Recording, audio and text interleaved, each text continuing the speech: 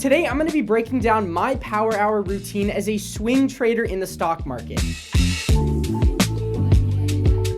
I'm going to break down my routine when it comes to finding a stock, creating a trade plan, entering the trade, and letting the team inside my mentorship group know I entered. If you didn't know, I actually post all of my personal trades in the stock market, so you'll have access if you'd like to see exactly when I'm buying and when I'm selling a stock. I'm going to put a link in the description. It'll be the first link, and you can use the discount code YouTube50 to get $50 off if you'd like to join. But with that said, let's hop inside my computer. It is 3:27. It's time to look through some stocks and see if we can find a good trade to take over inside the mentorship group. If you didn't know, I actually used to day trade, and I still do once in a while, but over time, I have developed my strategy. With my lifestyle, I prefer swing trading. Most of my trades, I will enter between 3 and 4 in the afternoon. That is considered power hour in the stock market. I'm located on the East Coast. The stock market is open from 9:30 to 4. So what is my process when it comes to power hour? Well, first, I like to start by looking through the S&P 500. I also will look through the NASDAQ 100, the Russell 1000, the Russell 5000. It's important to keep in mind that when I'm looking at stocks, I trade options. So I need to make sure that there's enough liquidity within these stocks. So I will trade mid-cap stocks. I won't trade small-cap stocks, typically not due to the liquidity. All right, you want to make sure there's enough buyers and sellers per contract. So if you're buying an option contract, you can get in and get out of that contract. Now, when there's less liquidity within the contracts, there's less buyers and less sellers. That means there's a larger spread. So when you want to get filled on an option contract, you might get filled, but when you go to sell, there's going to be a huge gap in the price, and you might have to take a massive loss, or you might not even be able to get out of the trade. So when I'm looking through stocks, it is a safe bet to look through the S&P 500, the NASDAQ 100, and the Russell 1000. I like to call myself a trend trader or a pattern trader. Now, what I'm doing is I am looking through charts, and I'm looking on the 4-hour time frame. And within that time frame, I'm first identifying the trend, second using a series of moving averages, which I'm looking to find a setup within a pattern. Now, I'm not talking about candlestick patterns like bullish bear flag, flying, floating, saucer patterns. I don't believe in any of that. What I'm looking for is historical proof of the same price movement within a chart. Things in history tend to repeat themselves, so if I can find a chart where I see the same pattern playing out over and over again, then what I'm going to do is look to further analyze that chart using a series of moving averages, using my chart knowledge, looking at support and resistance levels, looking at the trend, and trying to see if there is opportunity within that chart. Now, the cleaner and clearer the chart, the better. So I'll give you a quick example on Tesla. Now, I've talked about this in previous YouTube videos, breaking down charts if you want to go check those out.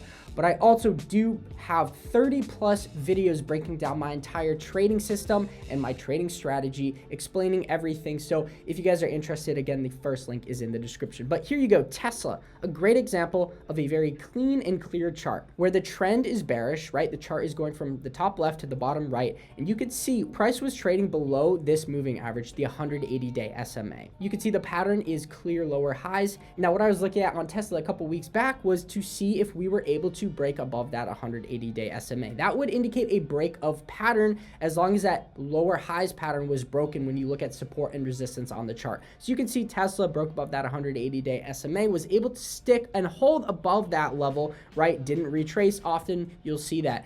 The price will push, it'll probe a level, it'll slightly break above, everyone gets shaken out, and then it ends up retracing. So you always want to make sure that price is actually able to hold above that level. I hope that briefly helps you understand my trading style. So now let's hop on inside the S&P 500, start going through charts and seeing if we're able to identify any clear patterns within a trend, and then using a series of moving averages, whether we're able to identify a setup or not. Now, my optimal trade is an entry between 3 and 4 in the afternoon and an exit between 9:30 and 10:30 in the morning. My swing or hold period tends to be between 3 to 5 days, which means if I'm buying a stock between 3 to 4, today I may be holding it for the next 2, 3, 4, 5 days. But optimally, you enter within the last couple minutes of market close and you exit within the first couple minutes of market open. So what I'm looking to do is essentially capitalize on the aftermarket and pre-market move. Now, I have been in trades where I'm only in that trade for about 5 minutes of market time. That means between 9:30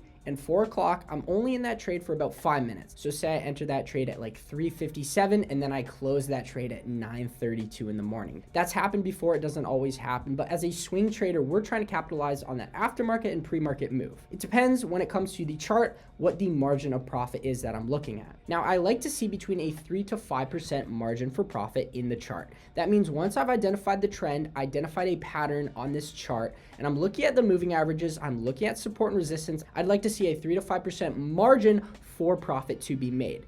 Now, when it comes to choosing contracts, I'm always buying contracts within a month to 2 months out. Now, that is the expiration date of a contract. If you guys don't know much about option contracts, you have to choose the date the contract expires. So you have to think about it like this.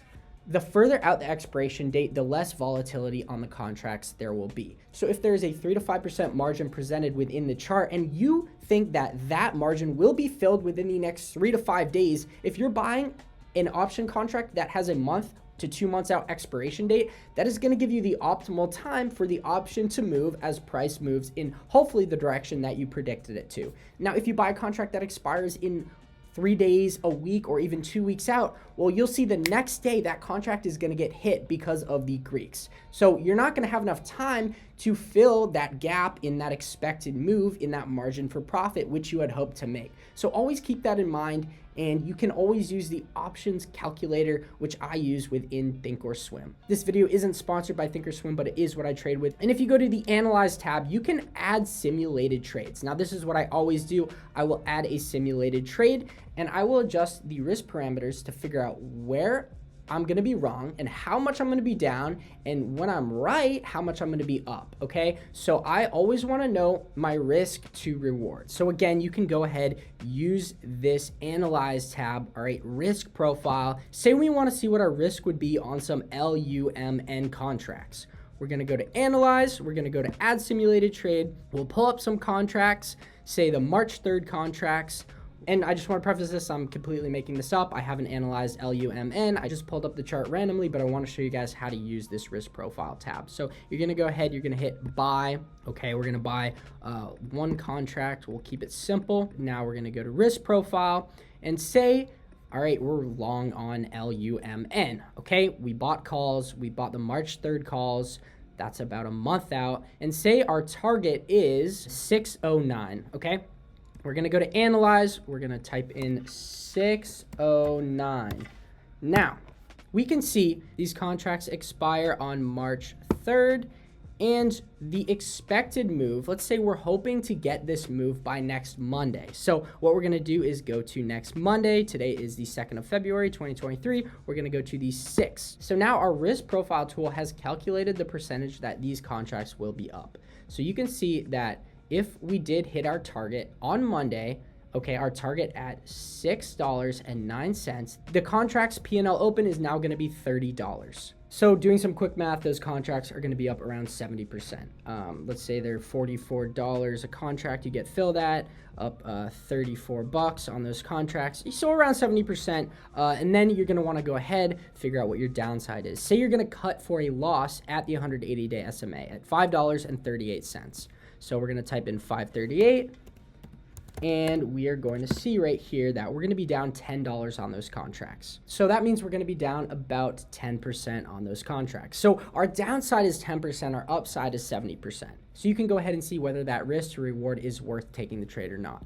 That is a very unrealistic trade, in my opinion, to see a move of nearly 9% to the upside. And then that's about 3% to the downside, right, for us to hit our stop loss. Again, this is just a random stock that I pulled up to just give you a quick idea on how to use the risk profile tool. It is 346. That's why I'm kind of rushing through this video. I haven't done exact math on those contracts, but I think you understand that it's easy to pull up some contracts, add them to your risk profile tool, go ahead, add your stop loss, add your take profit, see what percentage gain or loss those contracts will be at, and then you're able to see if that risk to reward is worth taking the trade or not. Now, what I'm going to start doing is looking through the S&P 500. Now, I'm going to cut real quick to once I've found a couple charts that hopefully present some opportunity. So I've looked through a couple hundred stocks. There's nothing too great that I'm seeing. It's 354, and at this point, I've decided that I'm just gonna wait. If nothing's popping out in your face, don't try to trade just to trade. If you do not see opportunity within the setups you trade, now I trade 5 to 6 different setups, don't try to force a trade. Okay, so there's nothing too great. I pulled out XRT just because you could see that very clear resistance at that high at 75.79. We just got a rejection today off that level. We could look to go short, but I really don't like the chart. It's too choppy. Moving averages aren't respected. I also pulled up LRCX. Kind of same story here. You can see just made a new high today at $548.85. Again, shorting off a top is definitely difficult. The stock could continue to run, continue to push, and it is safer to play the trend. So if the overall trend is bearish, it's safer to buy puts. If the overall trend is bullish, it's safer to buy calls. That's just called playing the trend, and you're playing the direction of a trend. It's very risky when you try to trade against the trend and you're trying to catch a trend reversal. Okay, so what we'd look to do on LRCX or XRT is play the reversal off that high. Now I like XRT over LRCX because you could see we have that previous high at 75.79. We just got rejected, whereas on LRCX, we just broke through these two previous highs. So LRCX could continue to run. We formed a new high on the day. PDD, another one I'm keeping an eye on, kind of just probing this high at 106.38. We're going to see if we're able to break through that level. If there are no good opportunities, do not try to trade. You do not want to ever force a trade. You want to stick to your plan, stick to your strategy. If nothing looks good, do not trade. What I'm going to do is I'm going to continue breaking down charts. I'm going to try to add more stocks to my watch list, and then I'm going to further analyze them. I'm going to look at the different levels. I'm going to try some different contracts out, whether I'm going long, whether I'm going short. Pop those into the Analyze tab, right? You're just going to go Add Simulated Trade. You're going to pick out a contract. You're going to go to the risk profile. You're going to type in that level at which you're going to be taking profit or the level at which you're going to be stopping out of the trade. So how much you're willing to lose, how much you're going to make on that trade. Is that risk to reward worth taking the trade in the first place? If in my case, the pattern is very clear, the trend's clear, I'm trading the trend.